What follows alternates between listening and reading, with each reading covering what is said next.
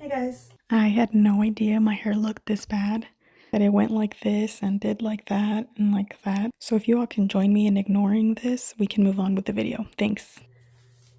I randomly felt like talking about perfumes that I have a toxic relationship with. Perfumes that I don't fully love and are not easy reaches for me, but yet I refuse, and I mean big time refuse to let them go, to get rid of them, or to give up on them. I just refuse to. These are some of like the weird things about being a makeup collector slash hoarder. You can just find a reason, an excuse to kind of keep anything or buy anything, so that's what I'm doing with these. I am not ready to let them go. I can declutter things. Like, I can literally declutter things, say goodbye, and just be like, these are not for me. No, thank you.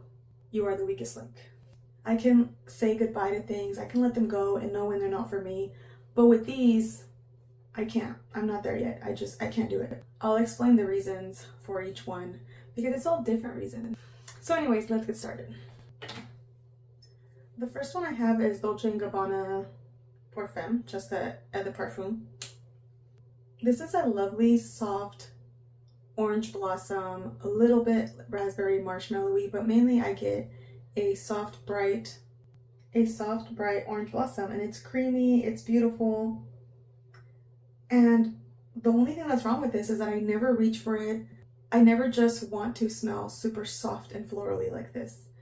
It's a very small window of times that I would reach for something like this.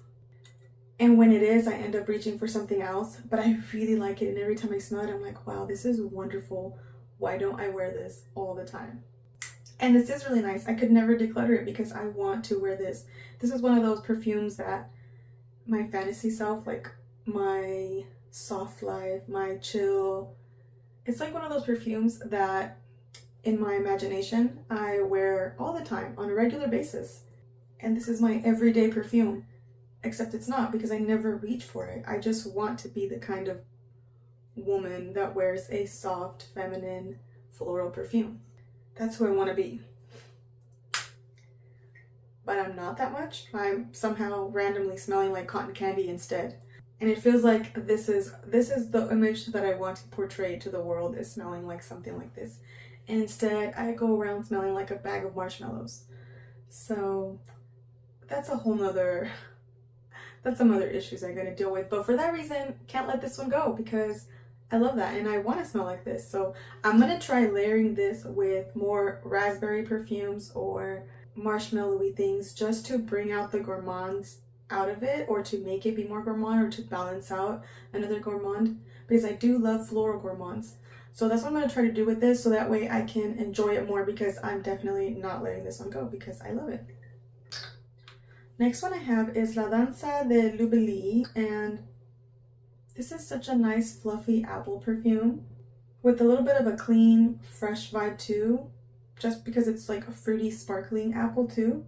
And I can't let this go because everybody raves about it and everybody says that this is so good and creamy. And I wore it once and it wasn't the best experience, and then I haven't reached for it, but I also am absolutely not willing to let it go because I feel like I'm gonna get this amazingness that everybody else is getting. And I also don't ever want to regret letting it go, you know? I think I'm understanding it more though. It might have sweetened up a little bit. It's been here for a couple months. When I first got it, that first smell, all I got was Mexican ambrosia salad, which I don't know if you guys know what that is. It's just this fruit salad with canned fruit and whipped cream and chopped apple and things like that, and marshmallows. It's this big bowl of this fruity whipped cream, marshmallow. It smells like that, like a big bowl of apples and whipped cream and fruitiness. Some people say they get apple pie from this though. So that's what I was searching for, and that's what I was hoping that it was. But instead it's ambrosia salad, and that smells okay. But I'm waiting to get more from this. I'm wanting to get some of that cinnamon and just the apple pie feeling kind of vibe. But I love gourmand so much that I still want to give this one some more tries. I'm actually trying to wear it. I'm actually keeping it so I can wear it in the spring and see if that brings out that fruity apple pie vibe. And I'm thinking that I'm gonna fall in love with it because I love apple and perfumes, but we'll see. That's La Danza de Libellule. or however you say that. Next one is Imaginary Author's Whiff of a Waffle Cone. And the first time that I sprayed this, I smelled a delicious melted vanilla ice cream smell. It smelled so good. It was actually very, very similar to something like Fresh Cream by Philosophy, but just a little bit more vanilla. It was so good. And then ever since then, anytime that I try to wear this or go back to this, I get this weird smell, and in the opening I get this like gasoline kind of smell. That's the only thing that it resembles, but not as bad as gasoline, just resembling that. Yeah, it literally kind of smells like a soft vanilla gasoline. Like if gasoline was a note in there, just a tiny note. But I'm thinking that I'm gonna pick up the same thing that I picked up before. I've tried this 4 or 5 times, just doing one spray because I don't want to smell like gasoline.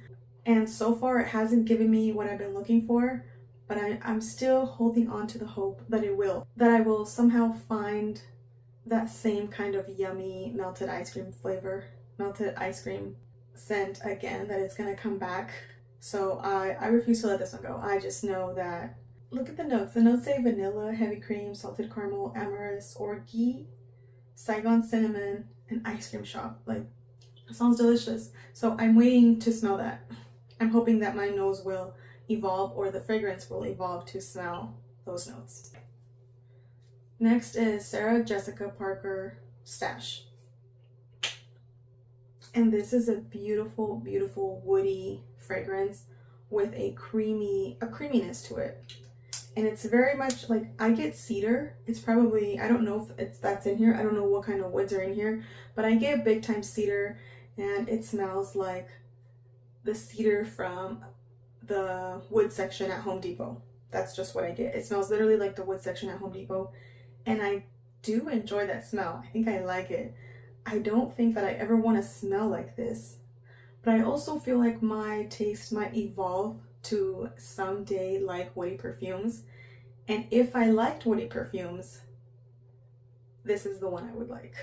I've smelled many woody ones, and I've smelled many woody perfumes, and they don't smell as good as this one. Like, this is the best, one of the best woody perfumes that I've smelled, but I still don't love woody perfumes. So I'm just holding on to it, thinking that my taste will evolve. However, I think I've come to the conclusion that some of our taste is influenced by our culture and the things that we grew up with or around us.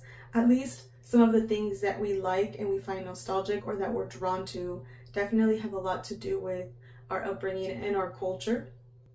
And I don't think woody perfumes is something that's in my culture, that's in my DNA that I'll like.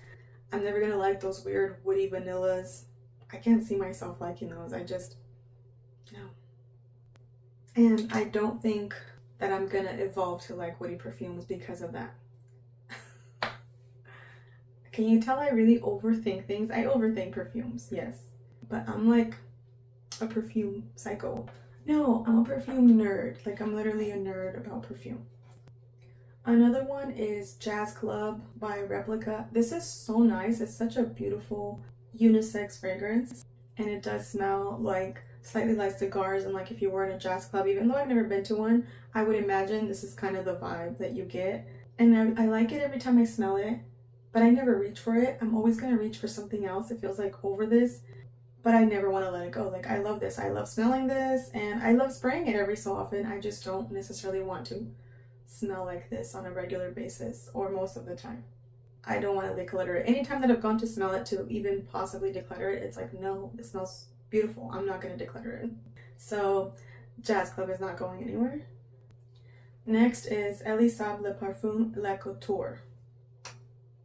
This is a very, very green almond vanilla floral perfume. It's mainly floral with the vanilla base with a very almondy green almond opening.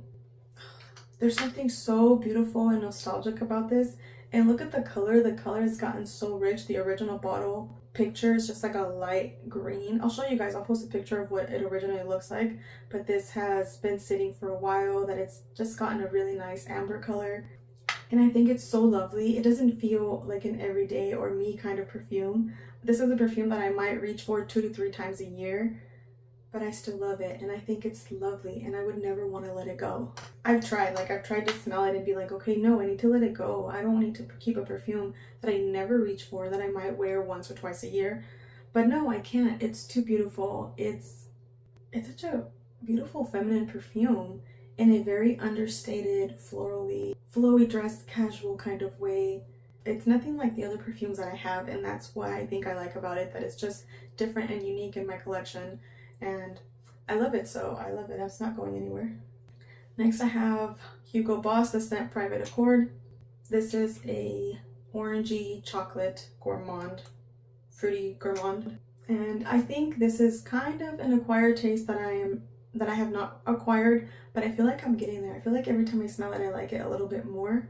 I think it threw me off to smell orange and chocolate together. I don't think my senses knew what they were smelling, so I just know that I need more time with this, and I feel like I will understand its beauty. I will learn to understand its beauty. Not that I'm gonna force myself to like it, because I don't force myself to like things, but I do challenge my nose, my olfactory senses to grow. Because if you were to have a newbie, like a super perfume novice, smell a lot of these things, I feel like a lot of them are going to smell very similar, because they're just going to associate them with things that they smelled before. I don't know if that makes sense. So I feel like our range, like our nose range doesn't reach these extra things. So this is one that I feel like is pushing my range a little bit, but I can see that it has potential, and that I have potential to reach, to understand it and like it. And that's how I feel a lot about a lot of perfumes. If I would have smelled, you know, most of the collection that I have now back in the day, when I didn't understand notes or enough about fragrances, I don't think that I would have liked most of them, honestly. My nose has definitely developed and changed and has reached new levels of taste, which is kind of a dangerous thing if you think about it, because it gets, the more kind of things that you like, the more things that you want, the more money you spend. And lastly, I have Jean Paul Gaultier's Belle, Le Parfum, which is an absolutely stunning bottle, and that's definitely part of the reason why I won't let it go. This smells like a baked pear that's been boiled down to make a baked pear syrup with some vanilla, and there's something slightly animalic in there though. There's something like animalic in a raunchy way, but I still like it. I think it's really nice. There's something sexy about it, but there's something just mildly unpleasant mixed in there, weaved in there. I'm still working on this. I was supposed to try to wear this in the winter, fall time, but I forgot, or maybe I just never found the right time. So this is beautiful. Like, this is something that I am hoping that my range will reach, hopefully soon. But this is a beautiful, beautiful perfume. And there's no way I would let this one go yet. I did let go of the original Belle though.